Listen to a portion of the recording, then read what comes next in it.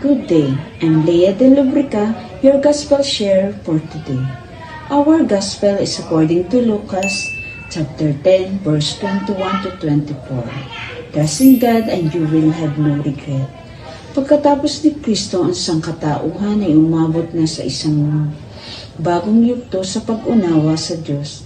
Ang layunin ay ang pagkakatawang tao ay nahayag ang Diyos ng lubusan at ang Diyos ay ganap na nahayag sa pamamagitan ng relasyon sa pagitan ng Ama at ng Anak at sa pagitan ng Anak at ng kanyang mga alagad.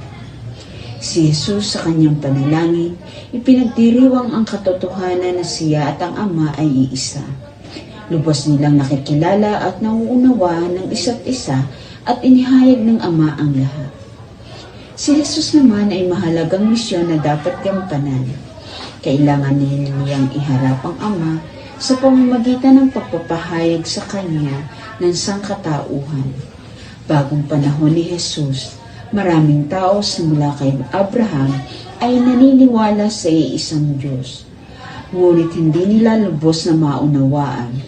Nang dumating si Jesus, malinaw na ipinahayag na ang Diyos ay pag-ibig. To the little and the weak, God is close, for He assume our weakness.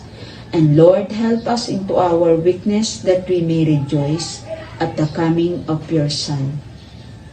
Please subscribe on Facebook page channel, YouTube channel, and download the Facebook app or register at www.facebook.ph. Thank you and God bless.